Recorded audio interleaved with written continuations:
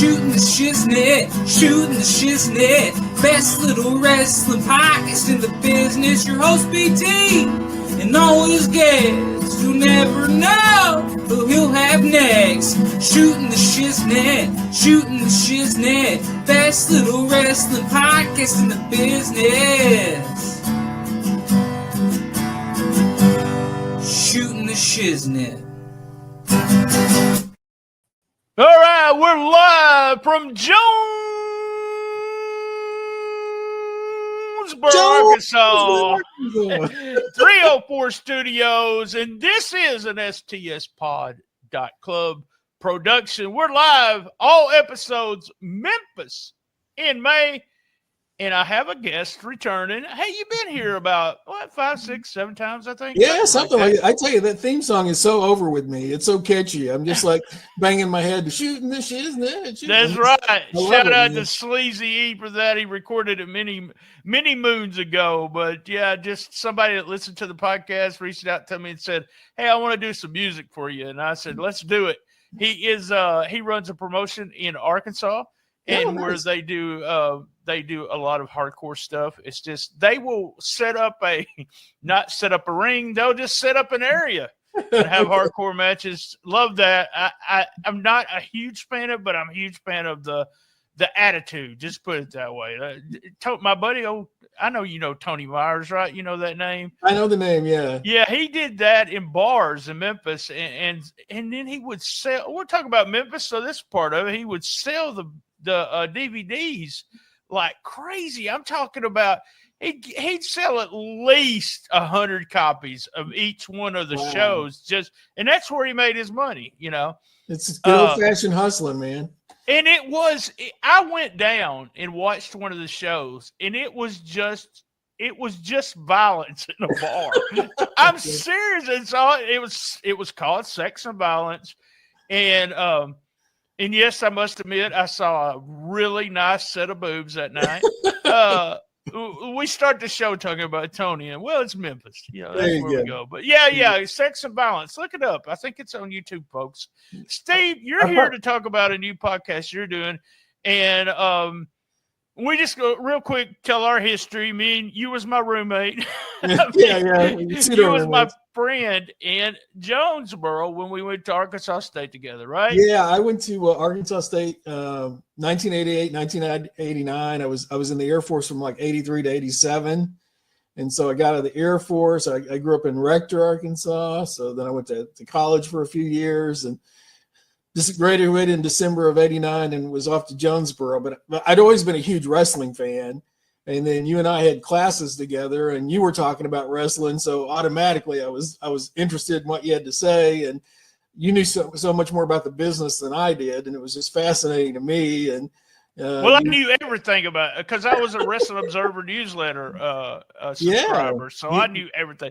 I remember getting the first Observers and then going to, if I remember this correctly, I went back to high school in my senior year, and I thought I knew everything in the world about wrestling. Yeah. And I think I should do a whole series of Observing the Observer where I talk about how Dave Meltzer screwed me and hating some of my favorite wrestlers. And I'm going to mention one of them is Dusty Rhodes, but we'll talk about him a little bit later. But it was one of those things where I gravitated toward people gravitated toward me. If I said something about wrestling and no one said anything, then I didn't say nothing. Right. But if someone said something, I had a guy from Japan become my friend when I was going to Mississippi County. I went to community college in Blytheville, Arkansas. Ooh. And his name was Henry Shibata. That was not his real name, Henry, but they always like to have an American name if they was over here. And I started saying Inoki. I said, you from Japan? He said, yeah. I said, and I did it, Inoki Antonio, like they do. They do the last name first and the first name last. And so I did that. I said, Choshu Ricky, and he would just go crazy. But just a super nice guy. And he was one of the first people to ever give me a real first generation tape of New Japan that I could not believe the quality of that, because remember we traded tapes. I got them maybe 6-8 weeks late, and sometimes they had to come through somebody else, and then I got them. But it was just crystal clear. But Memphis, Tennessee's always been Memphis wrestling's been a big deal. And I want to tell you something. I don't know if I've ever told you this, and I told myself I would tell you. Uh-oh. I don't remember when we met. I really don't.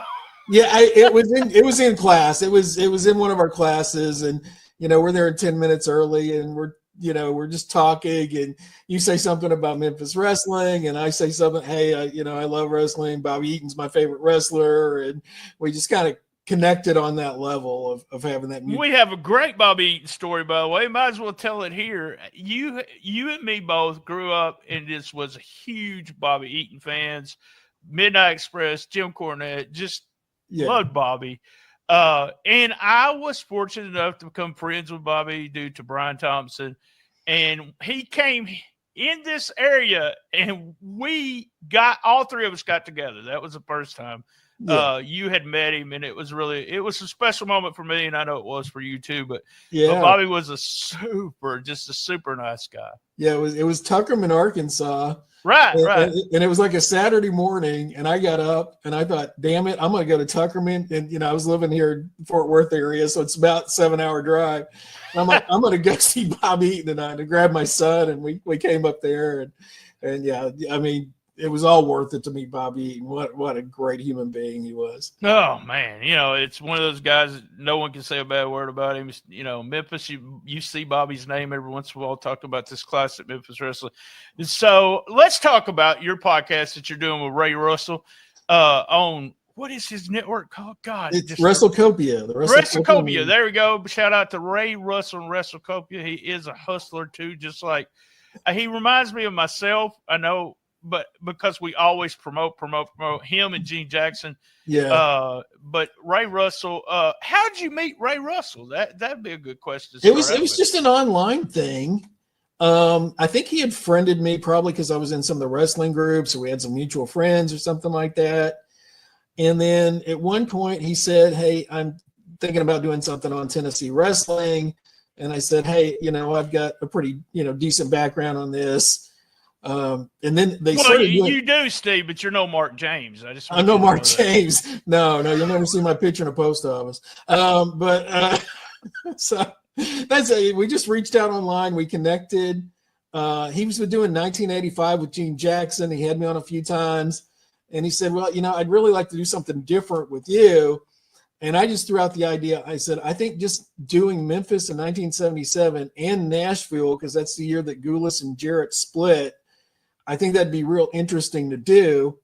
And so our fourth podcast on that dropped today, and we're going week by week what's happening. Well, we don't know when this is going out, but the fourth podcast has dropped. Yeah. And I have listened to almost all of it. But yeah, week per week, you're going through 1977. What I like the most about this is, from a personal standpoint, is that I didn't start watching wrestling until 78, August of 78, if I remember correctly. Okay. So 77 is brand new for me. I've seen clips of some of the stuff in the past.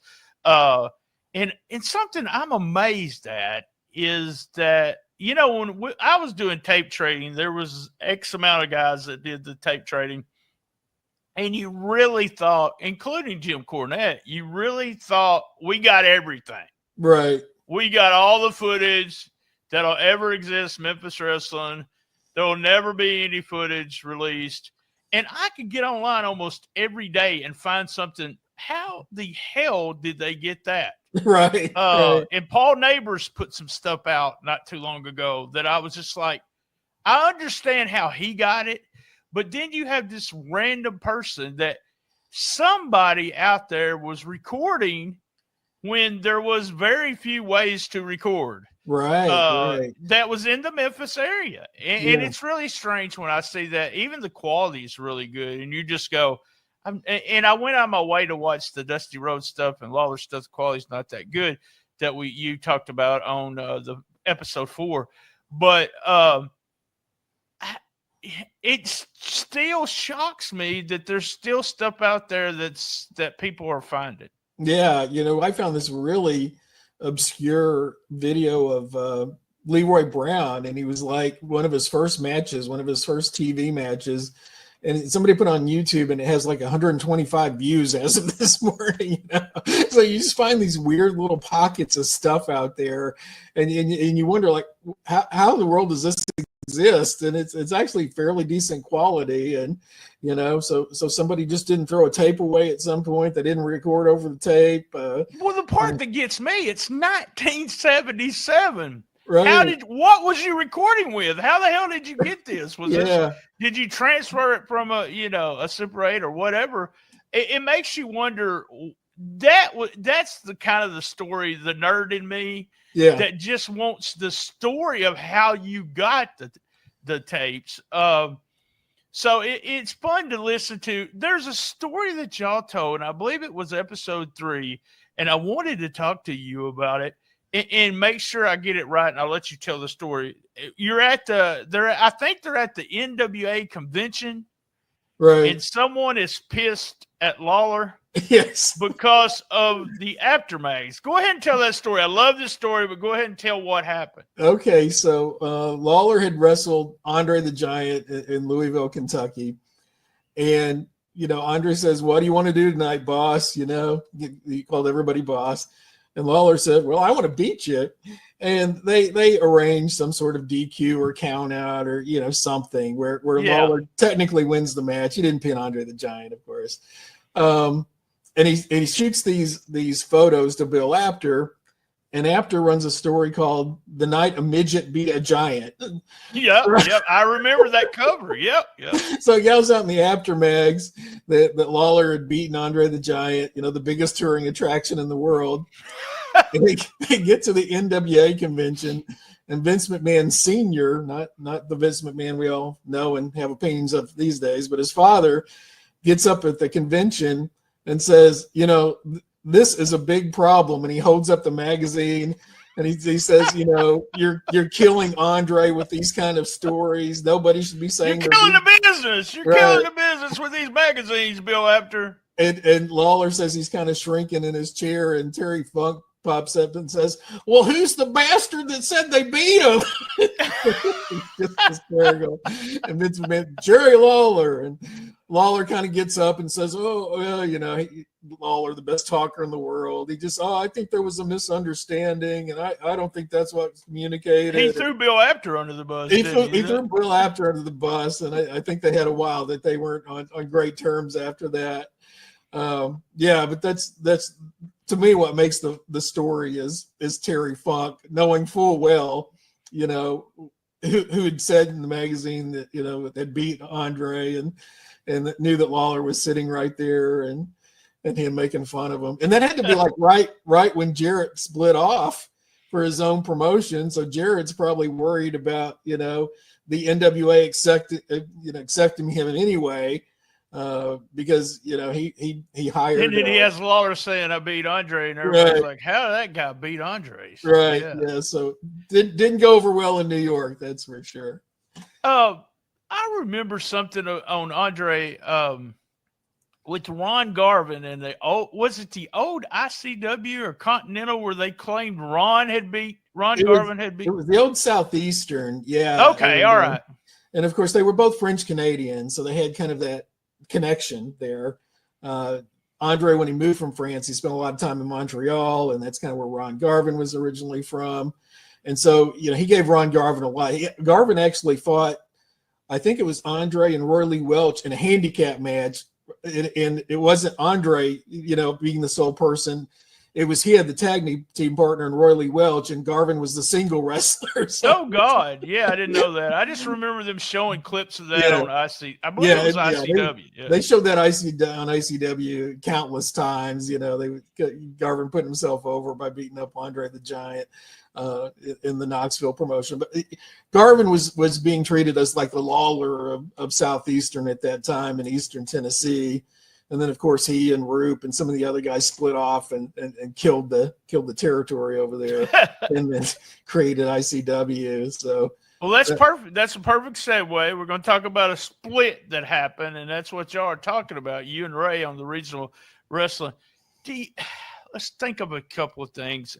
I want to try to compare this. Okay. So Okay. there's a lot of stuff going on at this time. And you have a promotion that ends up splitting.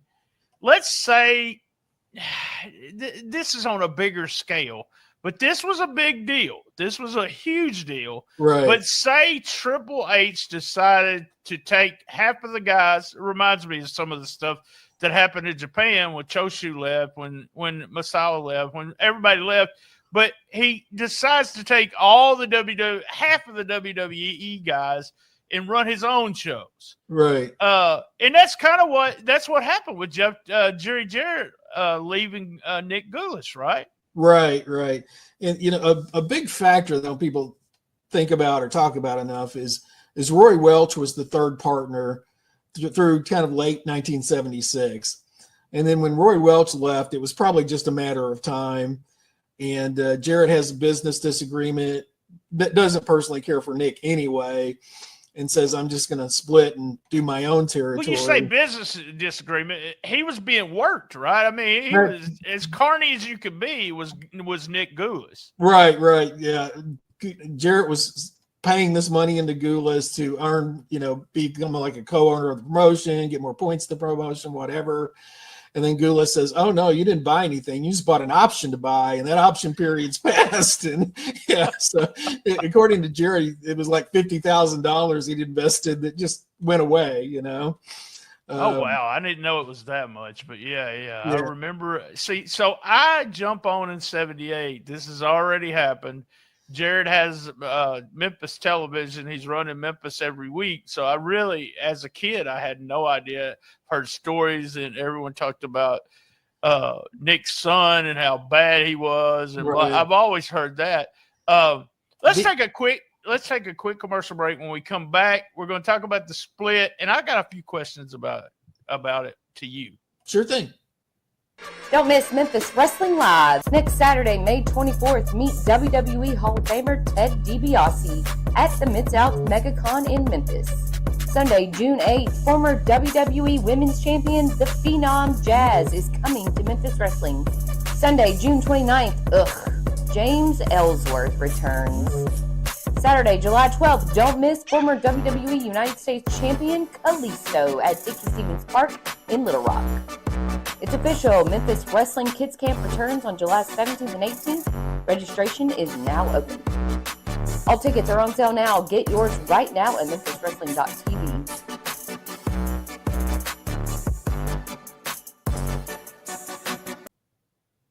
All right, back from commercials. We want to thank all our sponsors. And if you'll take a look, we got the Vitality Chiropractic and Bear Meals, local sponsors here in Jonesboro, Arkansas. And our band for Memphis, all episodes Memphis in May, is Moon Main. Come on, Steve. You got to say it with me. Moon Main. There we go. I know you was from the Memphis area. There. All right, boys, man. So this was a split because Jarrett was getting screwed, and he decided he was going to run his own show against Gulas. Now, at the time, and there was guys that stayed with Gulas.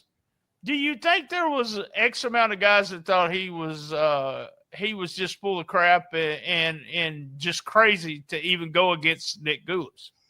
I think there were guys that had kind of a wait and see attitude about it. As a fan, if you're watching Memphis wrestling at the time, really the only difference you knew was it changed channels. It changed from channel 13 to channel 5 because Lawler and Dundee and a lot of the guys we associate with Memphis wrestling were already there. Jarrett had his own crew. But there was a point when Dundee goes out to California and works a couple of shows, and you're kind of like, well, was he just testing the waters? And the big two, they talk about, thinking that Fargo and Tojo were going to come with Jarrett, and they both ended up going with Nick. That was one of my biggest shocks ever that they stayed there.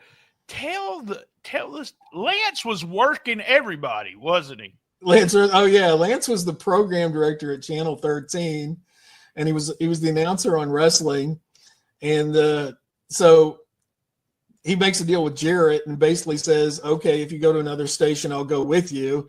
And in the papers, he's like, yeah, I'm retiring as a ring announcer. I'm going to miss it. You know, I don't know what I'll do with my Saturdays, blah, blah, blah. And then like a month later, he's at Channel 5. So, yeah. So he's working the newspapers. He's working his bosses at Channel 13. What got me was the people from Channel 13 that was saying, you know, hey, we make changes. It's time to, you know, wrestling's not a big deal anymore. Blah blah blah. And Channel 5 was built, and I don't care who anyone says, it was built on Memphis wrestling. There was more people watching that show than any show on Memphis wrestling, and I mean on Memphis Channel 5, which I had to turn my antenna to watch it. Yeah, I had to go outside. Really downplayed losing it, and they never picked up Nick. And you know, there were only 3 Memphis stations at the time: CBS, NBC, ABC affiliates, and nobody picked up Nick's show. So he tried to compete in Memphis, but he had no TV. So after like 5 or 6 weeks, he just had to shut it down because he had started at like maybe 1,500 people in the Coliseum. And I think he had 500 or 600 the last show he ran in there. But without TV, wow. Yeah, he just didn't have any way to promote his product. And not only did he lose all those towns Jarrett, you know, was running, but he was getting income from all those towns, right? Because Jarrett was part of the Nashville office. So every time he ran a show, some of those profits were going to Nick. So Nick lost all those profits that were coming in and then lost the cities as well.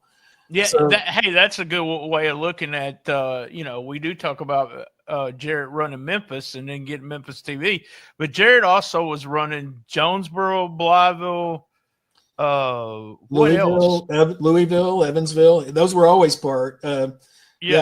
Tupelo was a weekly stop. I forgot about Tupelo. Yeah, it was weekly. Was it weekly? It was at the beginning, yeah. Okay, all right. Yeah. So he had all these towns and was giving money to Gulas, and all of a sudden that money started going in his pocket. And then everybody starts leaving Gulas. When did Tojo and Jackie finally decide, hey, we better go with Jarrett now?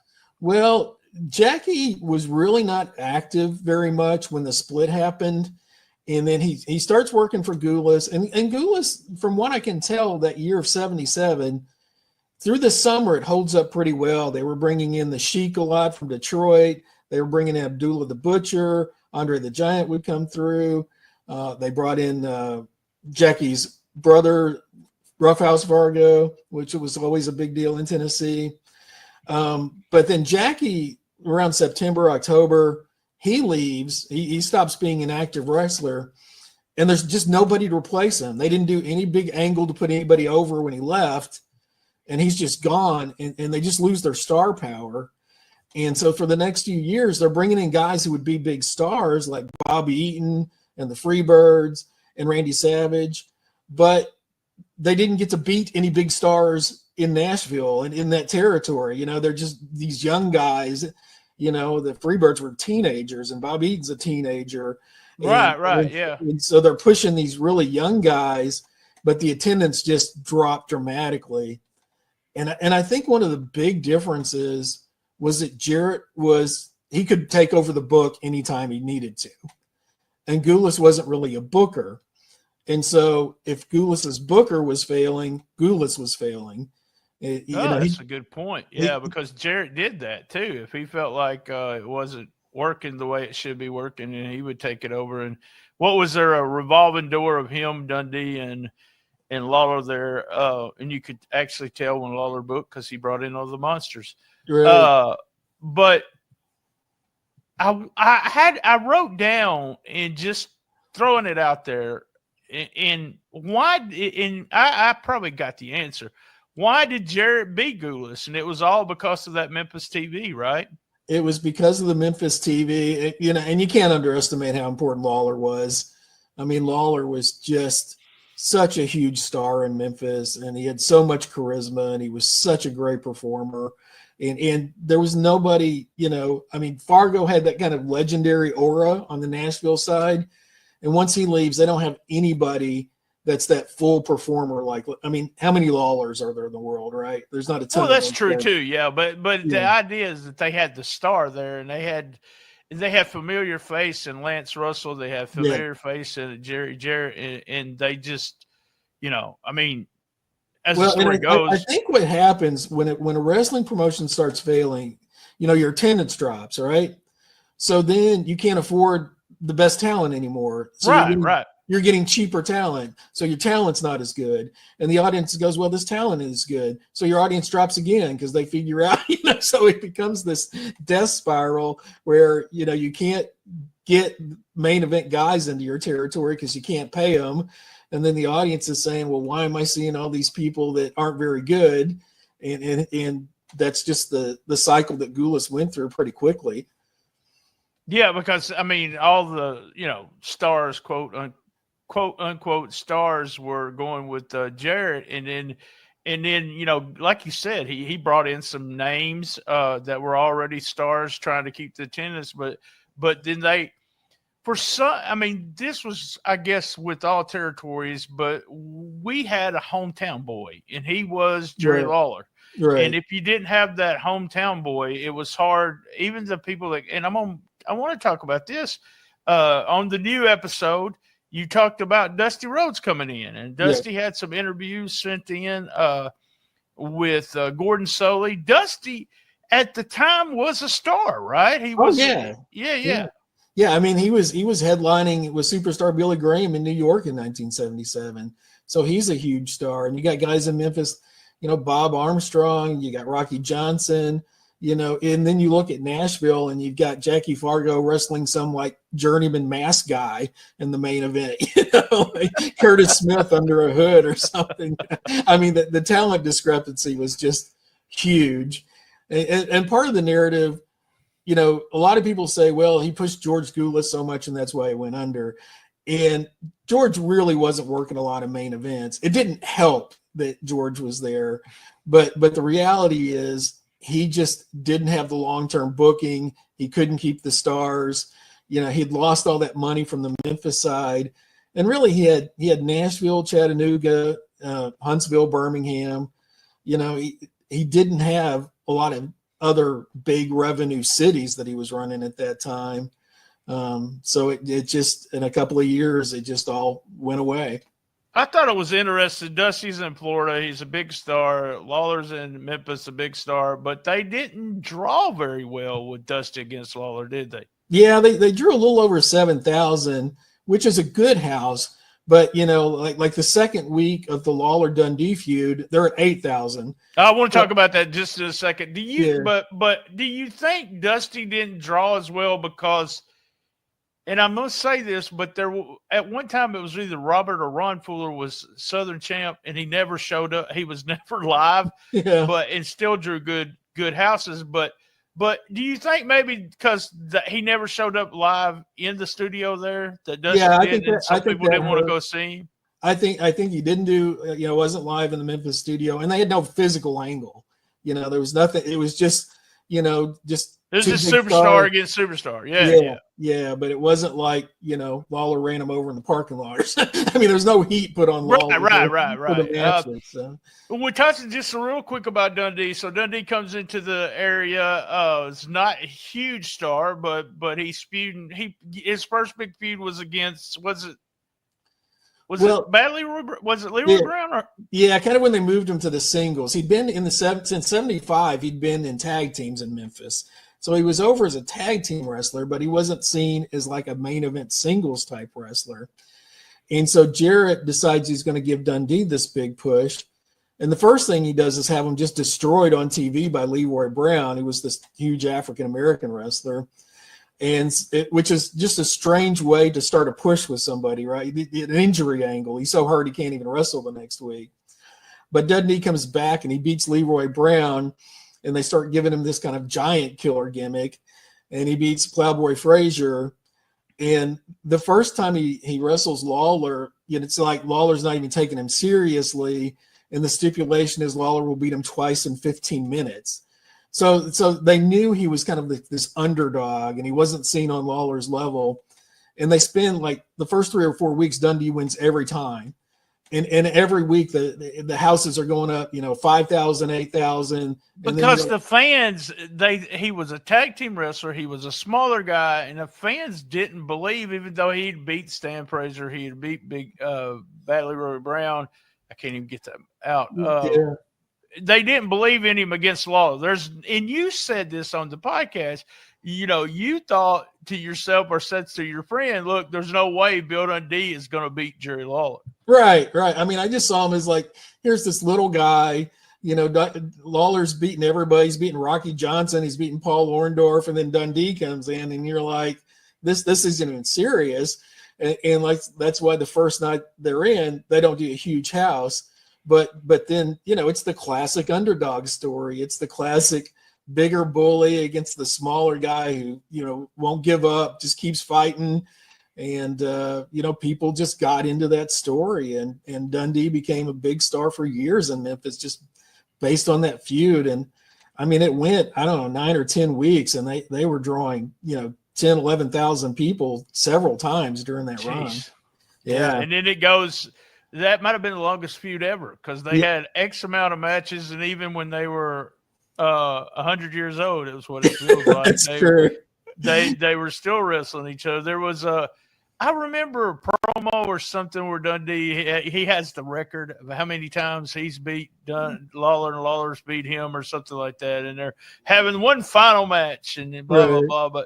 But I just thought it was interesting because I knew a little bit of Dundee's story when, he came in with George Barnes, and I've had, dealings with Dundee off and on for many years, had him on the show. Yeah. He said he was nice enough to say, I didn't like you, Brian Trammell. But well, he's an honest guy, whatever you think of him. So always a pleasure to be around Dundee. I kept my eye on him most of the time I was in the dressing room because I didn't know what was going to happen.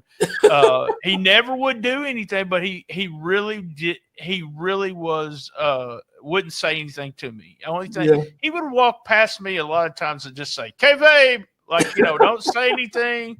I'm not doing a Dundee accent because I don't know, but I want to tell you, Steve, every time I got ready to leave that night and leave the dressing room, or he got ready to leave before me, he would always come over and shake my hand and say, "Good to see you, Brian Trammell," and walk out. And I'd be like, "You gave me hell all night." I would be sitting talking to somebody, and he'd go, "Don't tell him shit. K-Babe shit guy. Don't tell him nothing. He don't even know what's going on," and stuff like that, So it's really he's got a fascinating story. He grew up in Scotland until he was like a teenager, and I think he just went off on his own when he was like 14, 15. He moves to Australia by himself. He works in the circus, and then he gets into wrestling, and he's just an underneath guy for like 8 years. He's just doing jobs on TV and on the Australian circuit for like 8 years, and then gets the chance in Memphis and becomes a huge star. So, just a fascinating journey that he was able to accomplish that. Oh yeah, very much so. I listened to Gene Jackson's show with Jamie Dundee the other day, and it's funny when Jamie's talking about, his accent was just so strong when he was a kid. He still had an Australian accent when he was a kid, and I love Jamie saying I was talking Australian, and I was just cracking up. And he's so countrified now that you're just like, how in his, you can't tell any Australian going on at the time.